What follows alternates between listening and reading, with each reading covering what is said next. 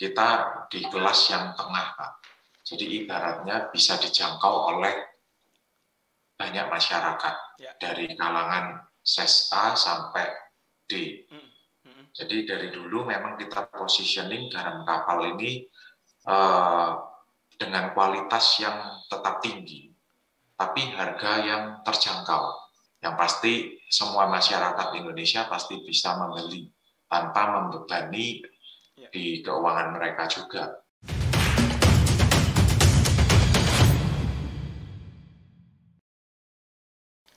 Halo Sobat Brand, jumpa kembali dalam acara Info Brand Talks, bincang seputar perkembangan brand-brand di Indonesia bersama saya Panji Nurdiansyah. Brand Talks kali ini kita akan mengenal lebih dekat salah satu merek garam nasional sebagai pelopor garam berbiodium. Bersama kita sudah ada narasumber dari brand garam cap kapal, yaitu Bapak Roby Santoso selaku Vice President of Sales and Marketing Division PT Susanti Megah. Namun sebelum itu, mari kita saksikan video berikut. Saat mentari terbangun dari lelahnya, kondisi saat ini tidak seperti biasanya. Rindu keluarga, iya, tapi kita harus patuh karena keadaan sedang tidak terduga. Silaturahmi dengan cara yang berbeda membuat jarak yang jauh bisa menjadi dekat. Meski lebaran di rumah saja, tetap garam cap kapal yang memberikan kisah dan kehangatan di setiap masakan. Selamat Hari Raya Idul Fitri. Mohon maaf lahir dan batin. Kawanmu, garam cap kapal, pelopor garam beriodium sejak 1978.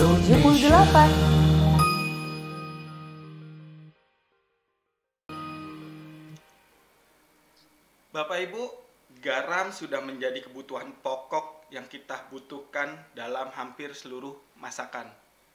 Tidak mengherankan ada istilah bagaikan sayur tanpa garam untuk menggambarkan sesuatu yang tidak ideal atau terasa hambar. Tapi uniknya, garam menjadi salah satu barang yang harganya sangatlah terjangkau karena mudah ditemukan dan suplainya juga melimpah di Indonesia. Saking mudahnya dalam mendapatkan garam, memilih garam yang berkualitas serta sehat menjadi hal yang diabaikan oleh masyarakat. Untuk itu langsung saja kita hadirkan bintang tamu kita, ada Bapak Roby Santoso. Beliau merupakan Vice President of Sales and Marketing Division PT Susanti Megah. Halo Pak Roby. Halo Pak Panji. Ya, apa kabar Pak? Baik, terima kasih Pak. Masih lancar ya Pak bisnisnya ya Pak? Di bulan puasa ini suplainya seperti apa Pak? Ya masih lancar Pak, amin. Ya. Baik Pak Roby, mungkin langsung saja kita mulai ya Pak. Bisa dijelaskan sedikit profil dari garam cap kapal Pak Roby, silakan. Garam cap kapal awalnya bermula pada tahun 1978 Pak. Pada saat itu masih belum ada garam beriodium ataupun garam halus, itu belum ada sama sekali. Orang-orang pada saat itu masih konsumsi garam krosok ya, yang dari petani langsung dikonsumsi, di mana ya kotor sekali gitu. Makanya dari situ kita ingin memberikan sesuatu untuk masyarakat yang lebih layak konsumsi. Dari situ kita mulai memproduksi garam halus yang beriodium. Tetapi ya pada saat itu memang mahal sekali. Kendala kita adalah di ongkos produksi dan belum banyak orang yang merasa butuh untuk mengkonsumsi garam yang beriodium maupun yang halus. Karena yang penting pada saat itu adalah asin, gitu ya. Jadi orang belum mengerti tentang health concern lah istilahnya. Mulailah kita mulai mengedukasi masyarakat dan perlahan-lahan orang mulai bisa menerima bahwa memang berbeda antara garam yang langsung dikonsumsi dan garam yang sudah kita olah. Apalagi dengan sekarang kan polusi di laut kita juga cukup banyak ya.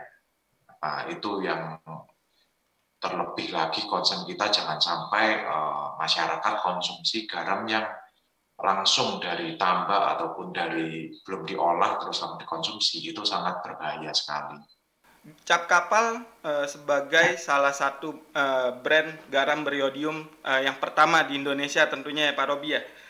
Bisa digambarkan bagaimana kondisi suplai garam yang melimpah seperti saat ini, serta ada berapa banyak sih pemain atau brand garam di pasaran, dan apakah perbedaan kelas dalam produk garam? Ya, kalau secara brand sendiri banyak sekali ya Pak ya. Memang kita pelopornya pada saat itu memang nggak ada yang produksi, makanya kita yang awal lah, bisa dikatakan yang pertama di Indonesia. Ya. Tapi karena perubahan zaman ya, betul, sudah banyak orang yang bisa produksi. Dan kalau kita ngomong brandnya ada berapa, sangat banyak sekali, nggak bisa dihitung dengan tangan lah ibaratnya. Jadi sudah sangat banyak sekali, tapi yang pasti kita harus utamakan adalah kembali lagi apakah garam tersebut layak untuk dikonsumsi. Ternyata sekarang ini tetap banyak sekali yang ibaratnya memproduksi garam ini tanpa diolah, ibaratnya dari tambak langsung cuma di packing. Ya. Nah, ini yang sangat berbahaya untuk dikonsumsi bagi kita ya. Ya. Takutnya kan kita belum tahu, ibaratnya di sana di lautnya itu air laut ditarik ke tambak, ini kan banyak sekali katakanlah kita mencuci baju segala macam, semua ini kan terbuang ke ini, ya, ke laut ya. Ya, ya. Itu tercampur semua, ya, gitu loh. Sudah terkontaminasi ya. Terkontaminasi, jadi sangat bahaya lah untuk kesehatan kita. Sedangkan garam ini kan sesuatu yang pasti kita konsumsi tiap hari. Ya. Seperti air mineral yang pasti kita minum tiap hari. Nah, ini sesuatu yang tidak kelihatan lah, ibaratnya. Nah, memang itu ya concern kita pertama ini ya, kita harus pastikan betul kualitasnya. Kedua, garam tersebut ada nggak yodiumnya. Jangan sampai kita cuma konsumsi garam yang penting asin aja, tapi nggak ada yodiumnya. Yodium ini kan yang bermanfaat ya. Yang bisa mencegah macam-macam penyakit, terutama pada saat itu kita fokusnya itu adalah ke gondok ya Pak ya. Itu yang concern kita juga. Itu. Dan garam-garam yang, kenapa kok ada garam yang bisa sangat murah? Ya itu karena kalau dari tambak nggak ada cost untuk produksi, untuk dicuci, untuk penambahan yodiumnya. Ini kan sesuatu yang cost yang cukup mahal. Nah, kalau misalnya dari tambak diolah langsung cuma dikemas, otomatis pasti rendah sekali harganya. Ya.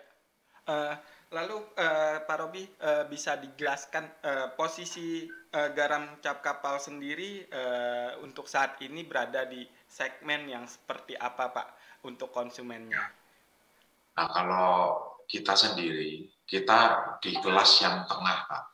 Jadi ibaratnya bisa dijangkau oleh banyak masyarakat, ya, dari kalangan ses A sampai D. Jadi dari dulu memang kita positioning garam kapal ini dengan kualitas yang tetap tinggi, tapi harga yang terjangkau. Jadi kalau kita ngomong ya nggak selisih banyak lah dengan harga yang tinggi maupun yang rendah, kita ambil di tengah gitu. Yang pasti semua masyarakat Indonesia pasti bisa membeli tanpa membebani di keuangan mereka juga.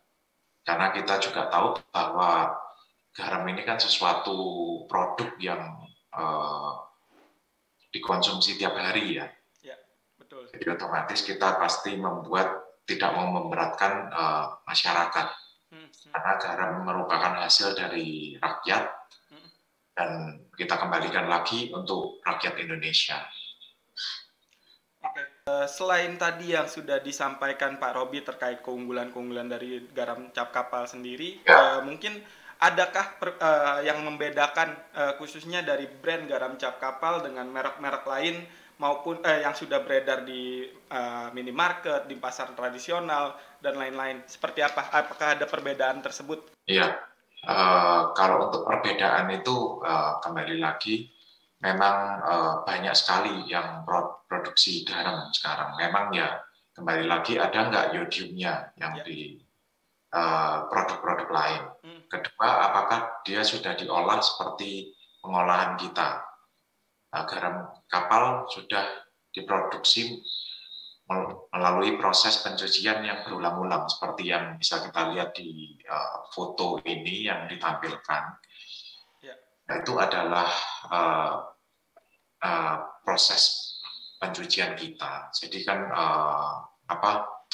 kotoran yang dikeluarkan dari proses pencucian ini kan sangat banyak ya. Bisa kita bayangkan kalau misalnya kita konsumsi garam yang langsung dari tambak dan nggak kita olah, nggak kita cuci, ya ini semua akan masuk ke tubuh kita gitu loh, yang membuat dia nggak sehat lah untuk tubuh kita. Kita terus selanjutnya dari kita cuci, kita menggunakan mesin pemisah untuk memisahkan kotoran tersebut dan chemical dengan speed sampai dengan 1.800 rpm. Dan proses kita itu sangat steril ya Pak. Jadi dari awal kita masukkan bahan bakunya hingga dengan sampai dikemas itu nggak ada proses yang tersentuh oleh tangan. Jadi sudah masuk ke pack-nya itu baru dimasukkan ke kardusnya ya. Jadi nggak tersentuh lah istilahnya, bahan-bahan yang di dalam saset itu tidak tersentuh. Dan kita keringkan itu sampai suhu 240 derajat. Jadi otomatis nggak akan bisa ada kuman ataupun bakteri ataupun kotoran lain yang pasti masih bisa hidup di suhu itu, gitu ya. Terus kita juga kita pastikan ya memang nggak semua produsen lah melakukan semua seperti ini, seperti yang kita lakukan, yang kita sangat concern dengan kesehatan masyarakat. Kita juga mendapatkan ISO dan SNI Award pada saat itu. Jadi sudah ditinjau lah istilahnya bahwa sangat layak untuk dikonsumsi untuk garam cap kapal. Artinya garam dari cap kapal ini sangat steril melalui berbagai macam proses dan sangat steril sampai ke tangan konsumennya ya Pak ya. Artinya yang pertama kali membuka adalah konsumennya sendiri. Seperti itu ya. Oke, baik. Selanjutnya Pak, mungkin karena kita kan melihat garam cap kapal berada di posisi yang tengah, masuk ke atas, bisa diterima juga di bawah. Nah, kalau dari sisi harga, di pasaran ini kan harga garam sangatlah terjangkau. Bagaimana strategi dari garam cap kapal sendiri untuk menempatkan market share-nya khususnya di segmen bawah atau segmen yang bisa kita sebut C dan D? Gimana, Pak Robi? Jadi kita lebih mendekatkan lagi ke konsumen-konsumen kita ya, yang pasti kita available lah di seluruh pasar-pasar basah maupun di swalayan. Kita pastikan kita sangat gampang untuk dijangkau oleh konsumen-konsumen kita. Dan kita juga sudah mulai mempelajari lah customer behavior-nya, mereka mulai belanjanya di mana. Dan apalagi sejak pandemi COVID ini kan juga ada perubahan sedikit dari behavior pembelian customer ya. Mulai banyak yang mungkin takut ke pasar basah dan segala macam. Nah itu kita mulai masukkan ke marketplace. Jadi orang bisa gampang untuk membeli produk kita. Lalu terkait brand activity nih, Pak Robi, mungkin bisa dijelaskan karena pandemi ini masih terjadi. Biasanya kan melakukan brand activity di ranah offline atau di market langsung, turun ke jalan, turun ke pasar. Apakah ada kendala ketika saat ini terjadi PSBB, berbagai macam peraturan pemerintah untuk menghalau pandemi ini? Apakah terjadi perubahan dari strategi yang dilakukan dari Garam Cap Kapal sendiri? Oke. Jadi kalau untuk strategi sejak pemerintah melakukan PSBB segala macam, ya kita tetap kita memasukkan ke marketplace segala macam, jadi supaya lebih mudah dijangkau oleh konsumennya. Dan kita mulai mengedukasi di konsumen juga, mulai bisa dapatkan produk kita di mana saja, selain di pasar basah. Memang sedikit berdampak ya, karena pada saat itu juga pasar-pasar basah ini kan bukanya ini kan nggak buka seperti biasa ya, jadi jamnya terbatas. Dan juga untuk ada yang outlet yang buka sebagian nggak buka. Ini memang ada sedikit kendala di situ aja. Cuma kita sudah mencari beberapa channel baru, mulai ke beberapa komunitas, sehingga kita bisa tetap menjangkau konsumen kita. Oke. Baik, Pak Robi, menarik tadi ketika disampaikan di momen pandemi yang terjadi seperti ini, ketika brand activity dilakukan secara terbatas, dari Garam Cap Kapal menciptakan atau merambah market-market baru melalui komunitas, dan khususnya tadi juga disampaikan melalui ibu-ibu PKK. Bisa disampaikan lebih lanjut, Pak, terkait strategi tersebut? Ya, jadi yang kita lakukan biasanya kita akan sharing juga resep-resep di YouTube kita dan Instagram kita, termasuk resep berbuka puasa yang pada saat sekarang bagi yang lagi puasa bisa lihat resep kita di situ. Dan kita juga ada melakukan seperti recook challenge ya, jadi mereka bisa meniru resep yang kita upload di YouTube maupun Instagram, dan kita buat program recook challenge, di mana mereka yang bisa recook yang paling mendekati resep kita, masakan kita, akan mendapatkan hadiah. Jadi kita lebih mendekatkan ke arah ibu-ibunya dari sisi digitalnya di sana, dan juga kita ke komunitas-komunitas, mulai menginfokan, ini loh kita ada acara, tapi lewat digital dulu. Nanti ke depannya memang kalau kita sudah lewat dari pandemi ini, kita memang sudah ada rencana untuk bisa mengundang, bisa mengajak para ibu-ibu untuk mengadakan cooking class bersama, ataupun mengadakan acara-acara yang lain gitu. Pak Robi, bisa disampaikan dari sekian banyak produk yang kira-kira memang sekilas sama, karena segmennya garam ya. Bagaimana sih cara masyarakat membedakan garam yang baik dan garam yang kurang baik? Lalu adakah kemungkinan bahwa ada garam yang palsu yang beredar di pasaran? Oke, garam yang baik itu kita harus pastikan bahwa kadar yodiumnya memenuhi standar SNI, yaitu minimal 30 ppm. Jadi kita bisa lihat apakah garamnya itu kering, cukup kering, terus warnanya juga bagus, putih ya, dan tidak berbau, ya, dan kadaluarsanya rata-rata 8 tahun hingga 8 tahun. Ya. Biasanya kalau garam yang kurang bagus itu biasanya banyak kotoran dan warnanya agak keabu-abuan, dan nggak ada tertera nomor MD ataupun SNI.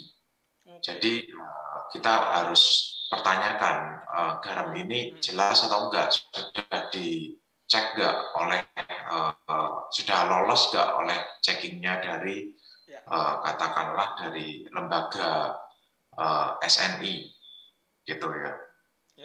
Jadi, itu harus kita pastikan, jangan sampai kita keliru beli garam, oh ini murah, dan bisa dikatakan juga seperti di gambar, oh ini mirip kapal, atau bahkan orang merasa itu adalah garam kapal. Iya, betul. Nah, jadi ini harus benar-benar dilihat, karena banyak kejadian yang kita terima adalah ternyata komplain-komplain. Setelah itu kita minta fotonya ataupun videonya, ternyata adalah garam palsu, bukan garam kapal yang asli, seperti yang difoto. Ini bisa lihat adalah di sininya itu ada tulisan rakit ya di sebelah kirinya. Yang dibuat memang sangat pudar tulisannya. Jadi seakan-akan ini adalah garam kapal gitu loh. Nah, ini sangat menyesalkan konsumen kita, dan untuk nama baik kita juga tidak bagus ya. Jadi orang merasa oh kok garam kapal kayak gini sekarang, padahal enggak gitu loh. Padahal garam yang mereka konsumsi atau mereka beli itu adalah garam yang lain gitu. Jadi dari beberapa event-event online yang kita buat pun ada yang keliru membeli ternyata gitu loh. Dan biasanya pasti kalau yang palsu-palsu ini ada embel-embel macam-macam, seperti di sini ada rakit, terus ada juga yang perang, ada yang tongkang, semua macam kapal itu disebutkan di sana.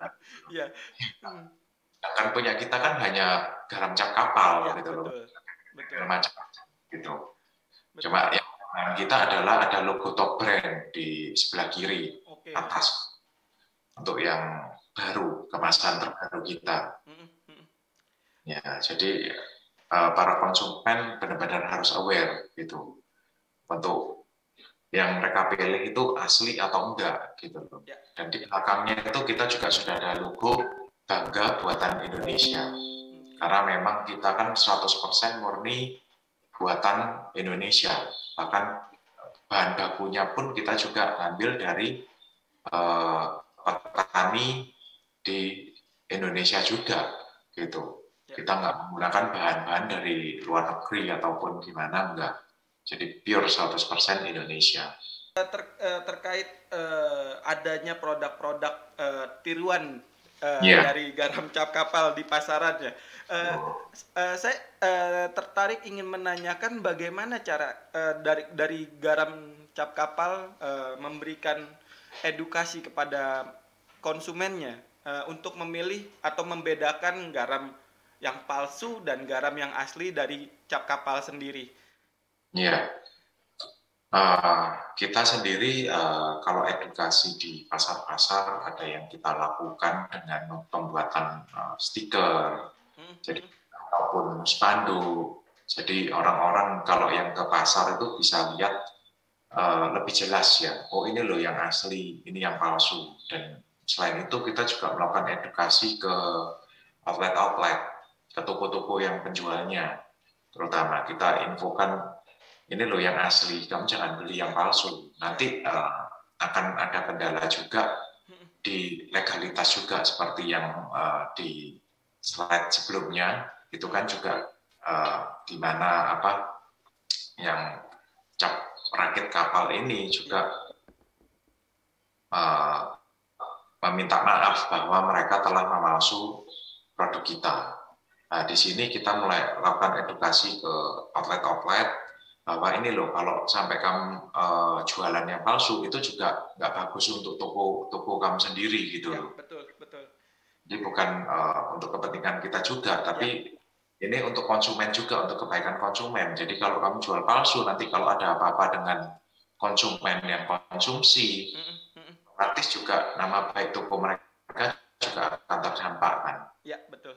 Baik, sangat menarik perbincangan kita dengan garam cap kapal terkait tadi kita membahas tentang merek palsu, terus strategi garam cap kapal di tengah pandemi seperti ini. Namun sebelum kita masuk ke dalam sesi yang kedua, ke dalam pertanyaan-pertanyaan berikutnya, sebelum itu mari kita simak video yang berikut ini.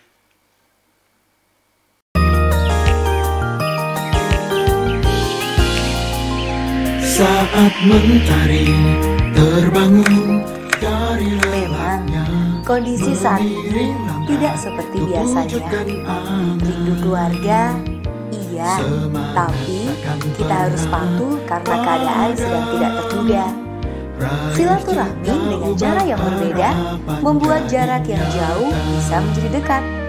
Meski lebaran di rumah saja, tetap garam cap kapal yang memberikan kisah dan kehangatan di setiap masakan.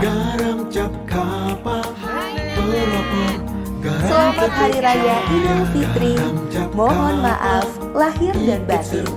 Kawanmu, garam cap kapal, pelopor garam beriodium sejak 1978.